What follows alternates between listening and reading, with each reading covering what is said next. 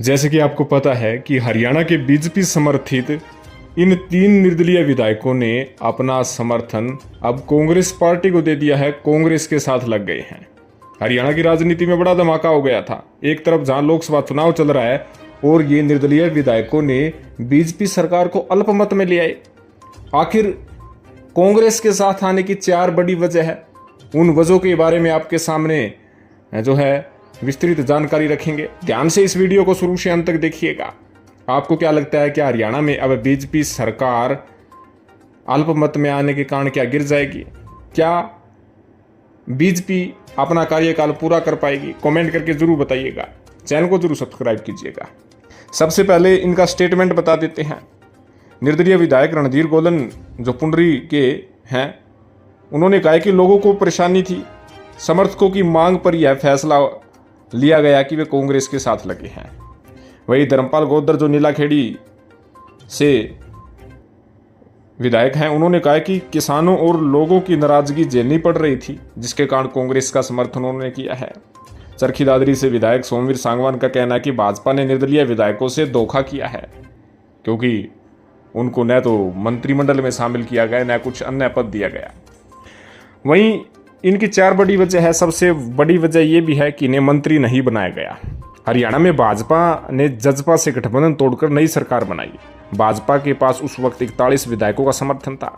सरकार बनाने के लिए 46 विधायकों की जरूरत थी। इस वजह से 6 निर्दलीय और 1 अलोपा विधायक ने साथ दिया। उस वक्त चर्चा थी कि सरकार को समर्थन दे रहे निर्दलीय विधायकों में से मंत्री बनाए जा सकते हैं। इनमें सबसे आगे सोमवीर सांगवान और नैनपाल रावत थे। हालांकि भाजपा ने सिर्फ रणजीत सिंह चौटाला को ही मंत्रिमंडल में शामिल किया, बाकी निर्दलीय विधायकों को जोरदार झटका देने का कार्य किया। दूसरी सबसे बड़ी वजह बताई जा रही है कि भाजपा उम्मीदवारों का विरोध। लोकसभा चुनाव को लेकर राज्य में भाजपा उम्मीदवारों का विरोध हो रहा है।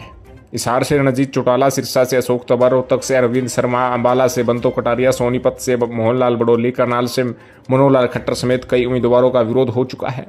ऐसे में निर्दलीय विधायकों को डर सताने लगा कि अगर भाजपा के साथ रहे तो 6 महीने बाद विधानसभा चुनाव में जीतना उनका मुश्किल हो जाएगा। तीसरी सबसे बड़ी वजह है कि भाजपा ने पार्टी स्तर पर तरजीह ही नहीं दी। जी हाँ, लोकसभा चुनाव को लेकर भाजपा ने राज्य सरकार बनाने में मदद करने वाले निर्दलीय विधायकों को तरजीह नहीं दी। खट्टर और सीएम सैनी ने चंडीगढ़ सीएम निवास पर विधायकों की मीटिंग बुलाई, लेकिन सरकार का समर्थन करने वाले इन निर्दलीयों को नहीं बुलाया गया। हलोपा विधायक गोपाल कांडा से मिलने खट्टर खुद गई, लेकिन बाकी निर्दलीयों को किसी ने नहीं पूछा। इसी वजह से इन विधायकों ने माना कि भाजपा सिर्फ उनका समर्थन के लिए इस्तेमाल कर रही है। अगले विधानसभा चुनाव में उनका कोई रास्ता मिलने की संभावना भी नहीं है। चौथी सबसे बड़ी और अहम वजह है, इन तीनों विधायकों को अब भाजपा से टिकट मिलना मुश्किल हो गया था। चरखी दादरी में जजपा छोड़कर सतपाल सांगवान भाजपा में आ गए, जिससे सोमवीर सांगवान की राह मुश्किल हो गई। नीलोखेड़ी से धर्मपाल गोदर के सामने पूर्व विधायक भगवान दास कबीरपंथी का दावा मजबूत था, वह खट्टर के भी करीबी हैं। पुंडरी से निर्दलीय गोलन के सामने भाजपा से 2 दावेदारों की चुनौती आ रही है, जिसमें भाजपा के महामंत्री रहे एडवोकेट वेदपाल और पूर्व विधायक दिनेश शर्मा शामिल है। तो ये 4 बड़े कांड थे जिसके कारण इन्होंने बीजेपी से हटकर कांग्रेस के साथ जाना समझा और लोकसभा चुनाव से पहले तहलका कर दिया। आपका क्या कहना है? क्या कांग्रेस पार्टी जो इनकी डिमांड है चुनाव लड़ने की, विशेषकर क्या कांग्रेस इन्हें टिकट देगी? कमेंट करके जरूर बताइए क्या इन्हें टिकट देना चाहिए या नहीं देना चाहिए। कमेंट अवश्य करें, चैनल को जरूर सब्सक्राइब करें। धन्यवाद।